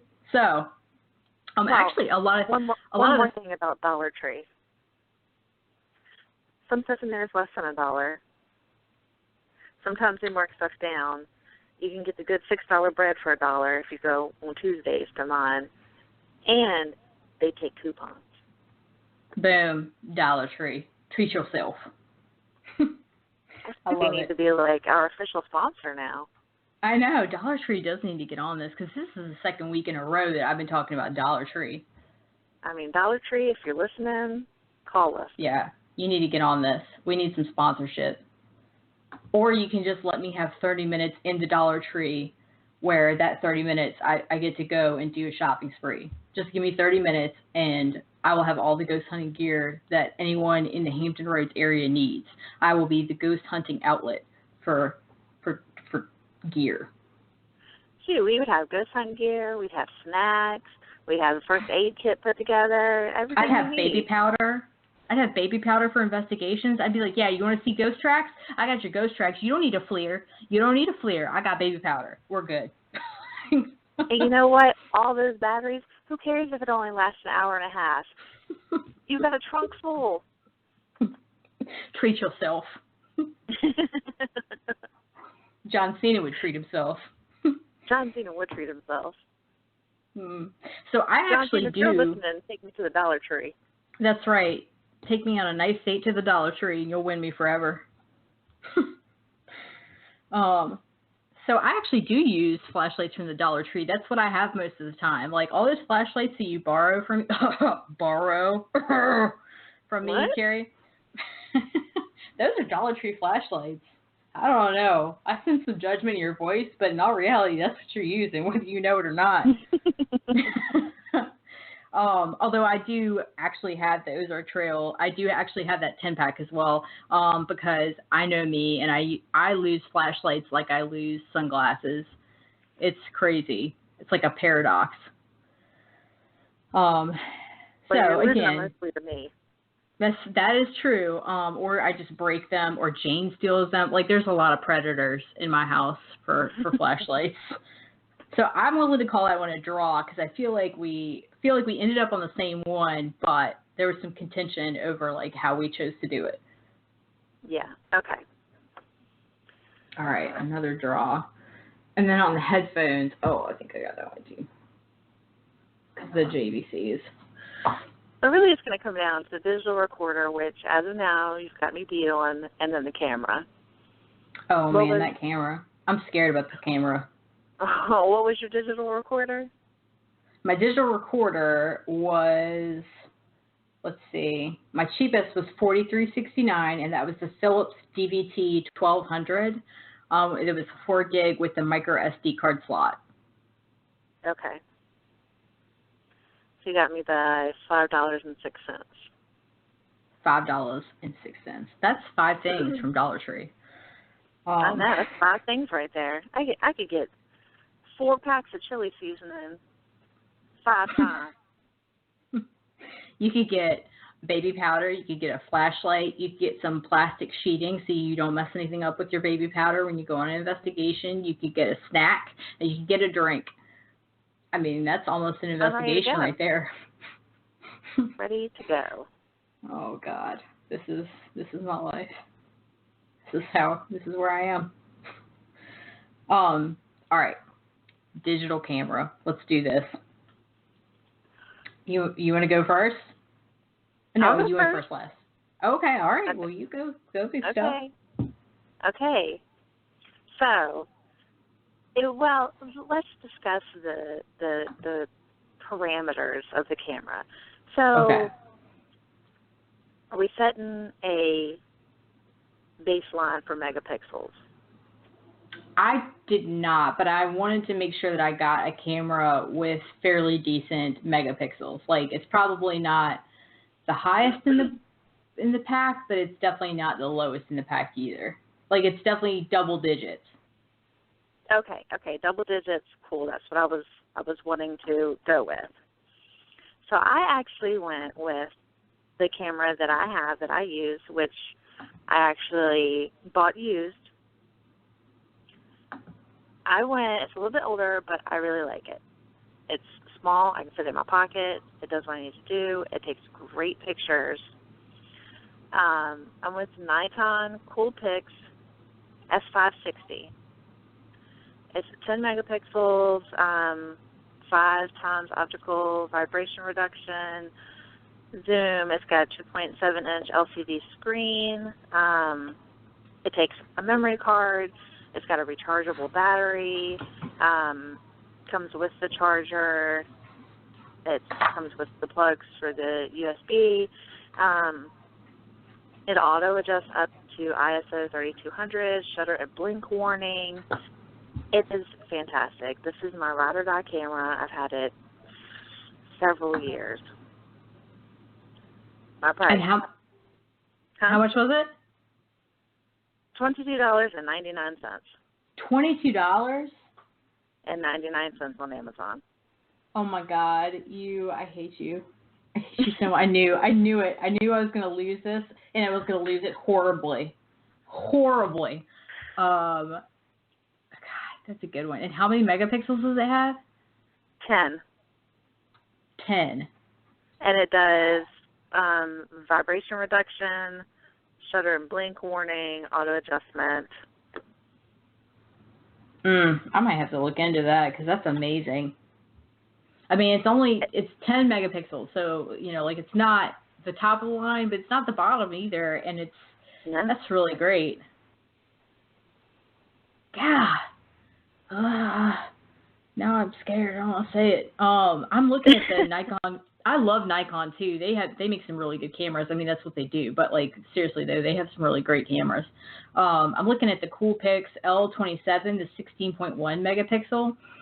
It's got HD on it, and the certified refurbished is $59. So I think that 10 megapixel is a really good deal.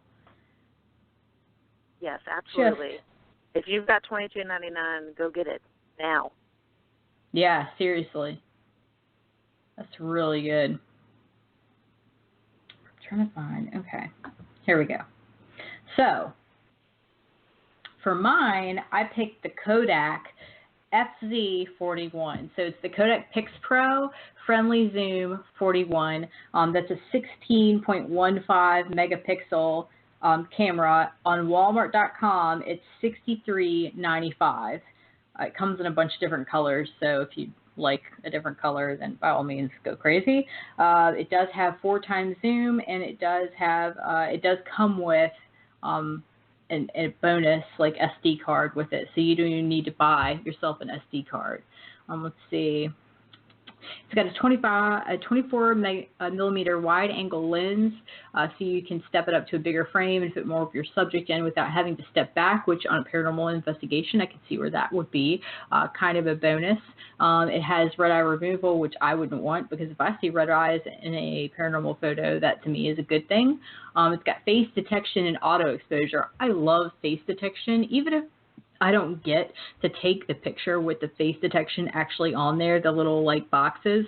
It kind of, if you're using face detection and you are taking a picture of an empty room and all of a sudden face detection starts going off, trying to identify something and like focusing in and out, well, you never know. I know that I think Misty actually had that happen at St. Albans this past weekend at Paranormal Restore too. She had an incident where there was a room or something that she was going into. I heard it, I think it was live, and it kept going in and out and in and out. Yeah, it was the camera. It kept going in and out and in and out. So very interesting. Not really a piece of evidence you can stand on, but for you as an investigator, it could be a really key kind of cue and tip, if you would. Yeah, an indicator that there might be something more going on.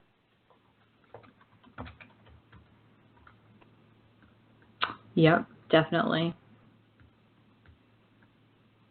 Oh, Flip is being a little dirty in the chat on Blog Talk Radio, and I love it. So if you're interested in Flip being dirty, then absolutely get in the chat right now, because he wants me to discuss how the camera was going in and out, Flip. It was going in and out. I could always get closer to the microphone and say it too. That's pretty creepy / seductive, but whichever you prefer. So yeah, you beat the crap out of me on the digital camera. Absolutely. Yeah. Man, I don't think it's enough. I don't think I've got enough. I won 2 of them. We got 2 draws, and then you beat the crap out of me on the very last one. So what is your total? So are we counting the draws, or we're just including everything? Yeah, just for everything total. Okay, let me total mine up.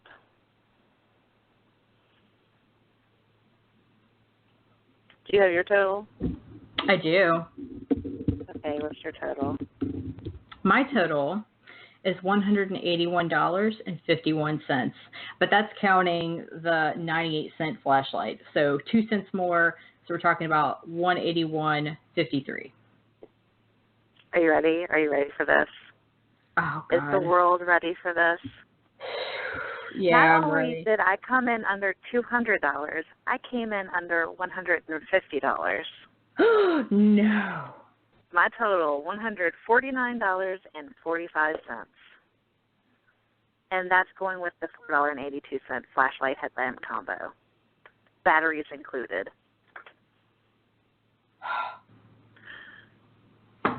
You beat me handily, ma'am. My hat is off to you. This is why you're my like Zen master for like getting around thriftily. This is amazing.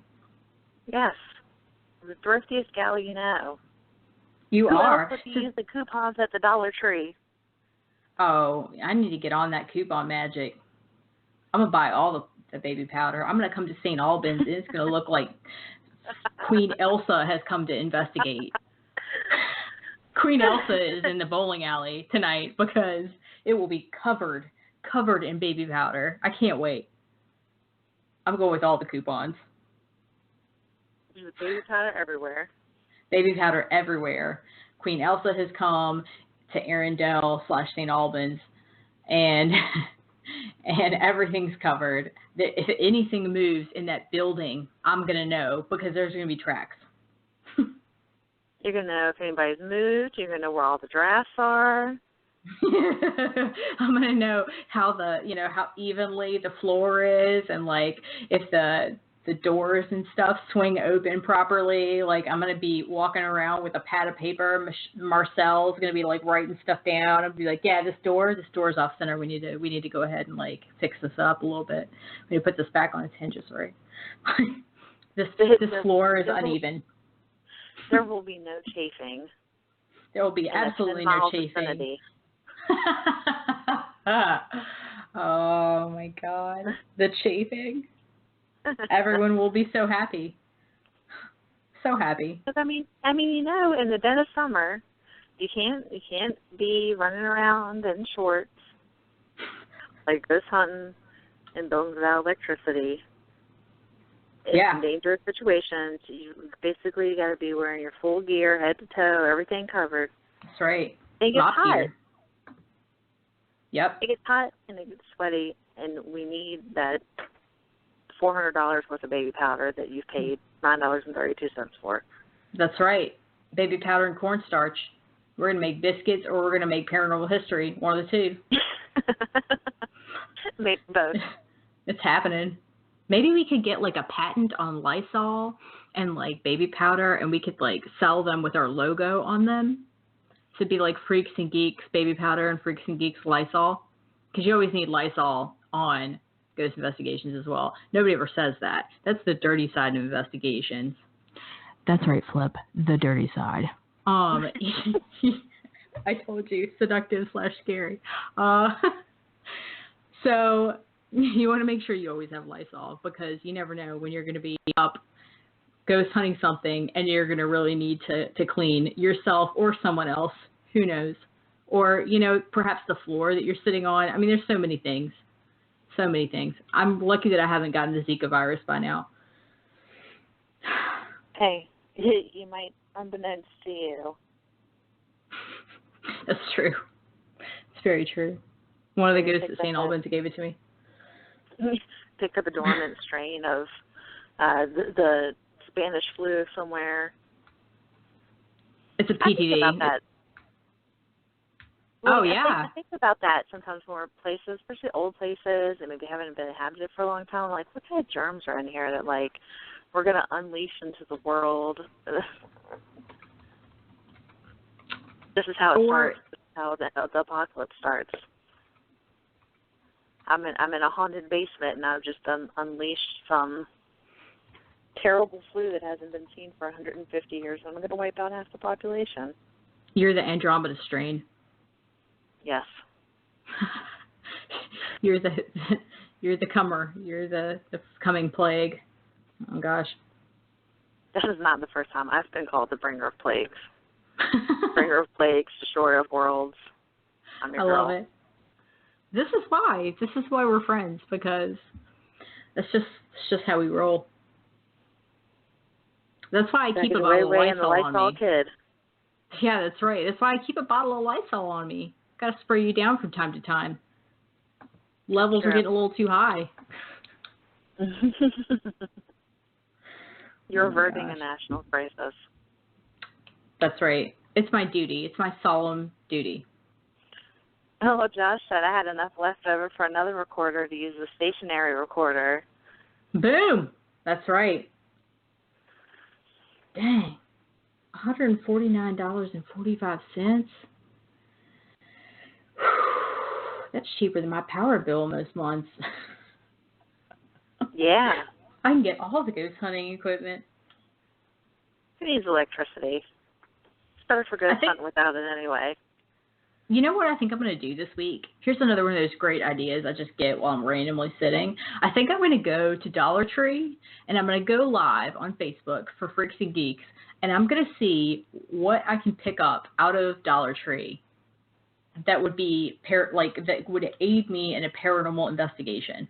I'm just going to go buck wild. I'm going to treat myself. I'm going to give myself a 20, and I'm just going to go crazy. That is a fantastic idea. And you know what? You'll probably have enough left over for snacks. Which is, you have to have snacks. Have to have snacks. Well, I'm going to do it. Well, you have to have snacks, but I mean, you want to get the essentials first. And snacks are essentials, but sometimes sacrifices have to be made. Well, I'm going to do it this weekend. It's going to happen. Or maybe tomorrow. I don't know. Don's here, so I can go buck wild. I can do whatever I want to. It's amazing. Don's going out. Where are you going? Right. To the Dollar Tree. I'm I'll going be back to Dollar Tree. I'm going to the Dollar Tree. I'm going to go treat myself. May not have enough money to go get my nails done, but I'm going to Dollar Tree to get all the nail polish I want. Oh, each finger and each toe a different color. That's right. That's right. Get your grocery shopping done. That's right. I wish they had Dollar Tree gas stations. That would be amazing. You know, one day.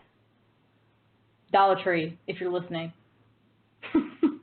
Get into the gas station business. Please give us gas stations. Well, we have about 4.5 minutes left, so we probably should try and square this thing away. Carrie beat me handily, it's a sad day. But, and Carrie, if you pass me the actual, nomenclature for where you found each of your things, some of them I did write down, but I can go ahead and draw up a nice little graphic for those that are listening, along with links and everything else. So that way they have links to everything we've discussed tonight, and they can buy it at their leisure. They can go with the mighty high price of $181.51 or $53, or you can go with $149.45. So we definitely want to make that available. Because you did beat me on the digital recorder and headphones, yeah. Yep, pick and choose. Or, you know what, go with used equipment. Go to the pawn stores and stuff like that, and definitely, you can get things probably under almost $100 for that. That's what I tried to do at St. Albans, and I was able to do that and then some. So it's definitely possible, definitely. So yeah, I think if you take the time to shop around, find the best price, the best equipment that you can get for the price.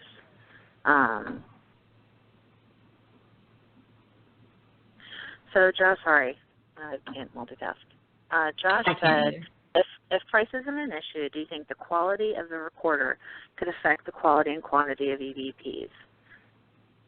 And I think so. I think if you get a higher quality recorder that maybe there was one I was looking at that was a bit pricier. I think it was in the $90 range. And it had a feature where you could not just kind of push back the background noise, but you could push back the conversation and focus in on what was going on in the background. It would pick up distant conversations, low noises. So I think if you're not worried about price, you have extra money, you're a little bit further along in your paranormal journey, and you want to spend the extra money, I think definitely it can make a difference. Yeah, I would agree wholeheartedly with what Carrie said. Wholeheartedly. And then that would also increase the quantity of EVPs, possibly, because you may be picking up more things that maybe the less expensive recorder didn't pick up or wasn't able to pick up, or maybe just weren't able to hear it as clearly. Yeah, and also some of the more expensive models also have live playback, have live playback, so that way you could get your EVPs while you're actually sitting there listening to EVPs. It's like the exhibit of digital voice recorders. Yo dog, I heard you like EVPs, so I put a live feed in your EVP recorder. I was trying to figure out where you were going with that, and I was like, exhibit. So we have a minute, so got to recap real fast. Definitely post all that stuff on the page on Facebook. Give us a like, by all means. next time, call in because we definitely want to hear from you. And next show is going to be awesome. It's going to be on mediums and sensitives. We're going to have a bunch of guest co-hosts as well. So we can't wait to talk to them. Can't wait to do it. Carrie, we got 30 seconds left. Do you want to take us out? Sure. I'm super excited about next week just to discuss different abilities and whether everyone has them or it's something you can develop. Super excited. I hope everybody has a great week. If you have any questions, any comments, please hit us up on our Facebook page. Absolutely. Good night and good week.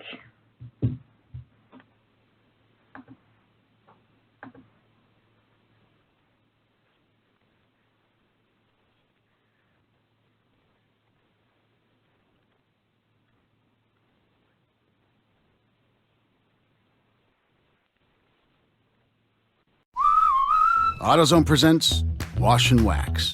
Washing your car removes road grime and dirt buildup that can scratch your car's finish, while a good coat of wax helps protect that beautiful shine. And right now, you can get 2 for $10 on your choice of select Meguiar's Car Care products. So visit your local AutoZone. With over 5,000 locations, the right supplies and good advice are just around the corner, so you can fix your car with confidence. Hoods up, America. Get in the zone, AutoZone. Restrictions and details in store. Geico presents sharing versus oversharing. Earlier this week, Claire Tippins shared a princess nickname generator, 3 pictures of her dog wearing a tutu, and 2 online quizzes, including what candy is your dream castle made of? Claire, your sharing has tipped the sugar scale and turned into oversharing. But have no fear, princess. Geico has something worth sharing with your internet kingdom, like how you could save hundreds on your car insurance just by visiting geico.com. No magic wand required. Geico, 15 minutes could save you 15% or more on car insurance.